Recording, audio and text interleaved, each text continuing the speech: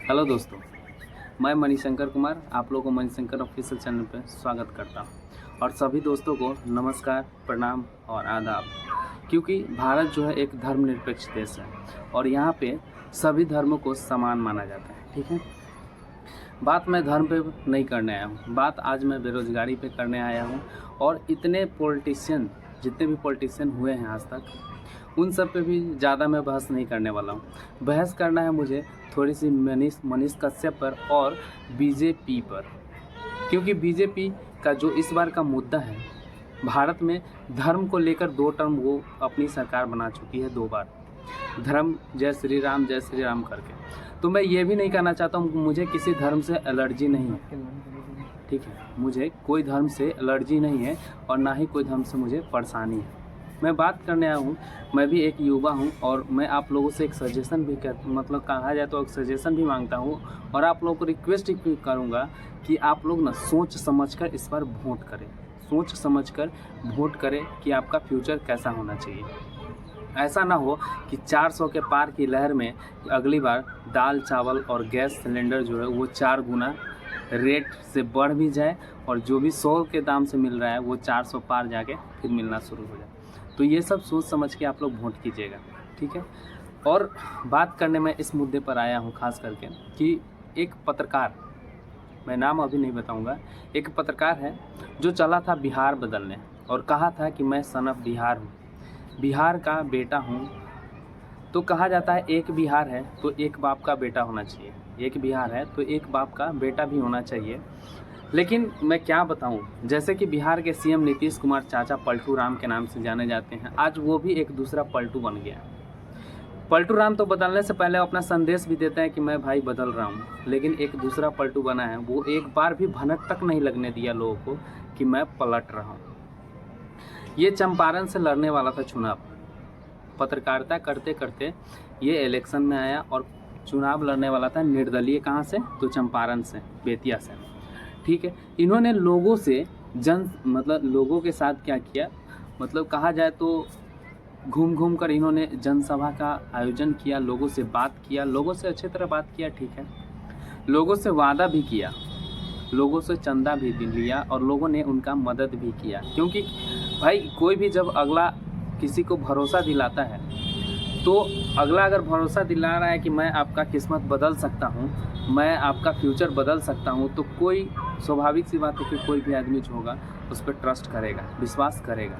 ठीक है, लेकिन वो क्या किया है कि लोगों से चंदा भी लिया और उन्होंने जिस दिन जनसभा का आयोजन किया था उस दिन ही बोला था कि मैं पूरे 5 साल तक किसी भी पार्टी को ज्वाइन नहीं करूँगा, मैं पूरे 5 साल तक किसी भी पार्टी को ज्वाइन नहीं करूंगा। लेकिन अगले ही दिन वो क्या करता है कि बीजेपी पार्टी को शाम को ज्वाइन कर लेता है, अगले ही दिन क्या करता है, बीजेपी को ज्वाइन करता है। और चलो ठीक है, मैं मानता हूँ कि तुमने किसी पार्टी को ज्वाइन किया, कोई दिक्कत नहीं, कोई ऐतराज़ नहीं है, अच्छी बात है, आपने बीजेपी को ज्वाइन किया, बीजेपी को ज्वाइन किया, कोई बात नहीं है। काम आप निर्दलीय जीते तो भी करते, आप किसी पार्टी के थ्रू जीत रहे तो भी करते। बात यहाँ आके अटकी है कि आप जब बिहार को बदलने आए थे तो बिहार से आपको चुनाव लड़ना चाहिए था, ना कि बंगाल से लड़ना चाहिए था। मनीष कश्यप सन ऑफ बिहार कहे जाने वाले जो बिहार को बदलने चले थे, आज खुद बदल गए। ऐसा पलटू राम आज तक आप लोग कभी नहीं देखे होंगे और ना ही हम देखें। जो लोगों से वादा किया था, कि लोगों से वादा भी किया और लोगों के साथ उन्होंने धोखाबाजी इतना बड़ा किया है कि वो क्या किया, लोग उनको क्या किया है कि दूध से ना लाए। दूध से ना लाने का मतलब क्या है, भगवान शंकर को दूध से ना लाया जाता है, लेकिन इन्हें दूध से ना लाया गया। लोगों को इतना विश्वास था कि ये मुझे सपोर्ट करेगा, लेकिन ये खुद बदल गया। बदला कोई बात नहीं, आपने किसी पार्टी को भी ज्वाइन किया, इससे भी किसी को कोई ऐतराज़ नहीं है। लेकिन आप बिहार से चुनाव लड़ते, आप वहीं से लड़ते जहां से आप निर्दलीय लड़ रहे हैं, तो शायद उस जगह के पब्लिक के लिए आप कुछ अच्छा काम करते। लेकिन आपने तो शुरू से कहा था कि मैं अपना काम कर रहा हूँ, मेरे पास खपड़ा का घर है। तो आप तो अपनी गरीबी दिखा दिखा के लोग शायद आपका लैंग्वेज समझ नहीं पाए कि लोग ये आपका लैंग्वेज समझ नहीं पाए कि ये हम लोगों की हित की बात नहीं कर रहा है, ये खुद अपनी हित की बात कर रहा है, ये खुद अपनी हित की बात कर रहा है। तो ये अपना अपना कहकर कि मेरे पास खपरा का घर है, अरे भाई घर है क्या है नहीं है उससे कोई मतलब नहीं है। आप पब्लिक के सामने आते हो, पब्लिक से वादा करते हो, तो वादा करने का मतलब ये थोड़ा है कि बदल जाना। बदले, पार्टी भी ज्वाइन किए, कोई मतलब नहीं है, लेकिन आप वहीं से निर्दलीय जहाँ से लड़ रहे हैं तो वहीं से आप पार्टी के थ्रू क्यों नहीं लड़ रहे हैं? नहीं लड़ रहे हैं क्योंकि बीजेपी आपको टिकट भी दे रही है, तो बंगाल के आसनसोल से। क्या ये बताइए, बंगाल के आसनसोल से आप अगर जीत भी गए तो क्या वहाँ रह के चंपारण जिसको बेतिया जो पड़ता है, बेतिया, वहाँ का डेवलपमेंट आप कर पाइएगा? बताइए, जो फंड वहाँ आएगा उस फंड का यूज आप बेतिया में कर पाइएगा? नहीं कर पाइएगा। जब एक पंचायत का फंड किसी दूसरे पंचायत में उसका यूज हम कर ही नहीं सकते, तो किसी और जगह मतलब अदर स्टेट का फंड किसी अदर स्टेट में कैसे कर सकते हैं? सन ऑफ बिहार, एक बिहार है तो एक बिहार होना चाहिए। एक बाप का कहने का मतलब समझ रहे हो? नीतीश कुमार मतलब मनीष कुमार, हम क्या कहना चाह रहे हैं? थोड़ा सा भी सब्र करना चाहिए तुमको। लोगों ने तुम पे इतना ट्रस्ट जताया, दूध से नहलाया, फिर भी तुम बदल गए। छी, घिन आती है तुम पे अब। और बात आ गई, अब बात इस पे करते हैं। अब देखो, बेरोजगारी का मुद्दा इतना बढ़ चुका है, इतना बढ़ गया है विदेश में बेरोजगारी कि कुछ कहा नहीं जा सकता है, लिमिट क्रॉस कर चुका है। वैकेंसी के नाम पे कहा नहीं जाता है कि ऊँट के मुंह में जीरा का फोरन। बेरोजगारी इतना है, और वैकेंसी रेट कांग्रेस के समय में जो था उसका हमको लगता है कि 1/5 भी अब नहीं दिया जा रहा है। यानी कहने का मतलब कि 1/5 जो पहले था उसका 5वां भाग भी अब नहीं मिल रहा है वैकेंसी के तौर पे। और एक वैकेंसी जो 2014 के टर्म में जब मोदी जी जीते थे, जब प्रधानमंत्री बने, तो उन्होंने कहा था कि मैं 2 करोड़ लोगों को क्या बोलते हैं रोजगार दूंगा। लेकिन रोजगार तो दूर के बात है, आपने क्या दिया? बेरोजगारी रेट इतना हाई कर दिया कि संभले ना संभलने वाला स्थिति आ गया।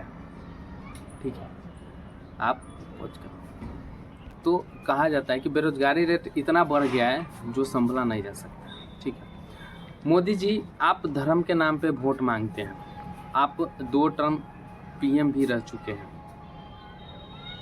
कोई ऐतराज़ नहीं है। आपने राम मंदिर बनाया, कोई बात नहीं है, अच्छी काम, आपने अच्छा काम किया, राम मंदिर बनाया, उसके जगह मस्जिद भी बन रहा है, बनेगा, बिल्कुल बनेगा, कोई शक नहीं है, क्योंकि भारत जो है वो धर्मनिरपेक्ष देश है, क्योंकि मैंने स्टार्टिंग में ही बताया था। तो मोदी जी आपसे एक सवाल है कि आप अभी भी 2024 में जो लोकसभा का चुनाव होने वाला है, उस रैली में भी आप जय श्री राम के नाम पे ही वोट मांग रहे हैं। आपको थोड़ा सा शर्म आनी चाहिए कि कम से कम इतना बेरोजगारी रेट बढ़ गया है तो कम से कम बेरोजगारी पे भी बात किया जाए। नहीं, आप बेरोजगारी पे बात नहीं कर रहे हैं, आप बेरोजगारी पे बात बिल्कुल भी नहीं कर रहे हैं कि लोग, इतना जो यूथ है, इतना बेरोजगार लोग वो कहाँ जाएंगे। आप जगह जगह जाते हैं तो जय श्री राम जय श्री राम, क्या भक्ति करने से पेट चल सकता है? कितना देर तक चलेगा बताइए? हर समय भक्ति काम तो नहीं देगा। और धर्म के नाम पे लोगों का लड़ाने का काम तो आप सबसे अच्छा करते हैं। लोगों को धर्म के नाम पे लड़ाने का काम बहुत अच्छा करते हैं। तो इससे अच्छा है, मैं लोगों से भी आग्रह करता हूं कि धर्म के नाम पे ना लड़ें, सोच समझकर इस बार वोट करें, ताकि आपका फ्यूचर अच्छा हो, ताकि आपका फ्यूचर भी अच्छा हो और आपके बच्चे का भी फ्यूचर अच्छा हो। अगर नहीं तो आप इस रूप और रंग के साथ बह गए कि जय श्री राम, तो समझ लीजिए अगला टर्म, जैसे कहा जाता है ना कि लहर है 400 पार, 400 पार नहीं, हमको लगता है कि 100 पार भी नहीं होने वाला है बीजेपी। मैं किसी पार्टी के खिलाफ नहीं हूँ, पार्टी कोई भी हो, मुझसे कोई ऐतराज़ नहीं है। अगर इस जगह कांग्रेस भी होती तो मैं भी ऐसा ही बोलता, ठीक है।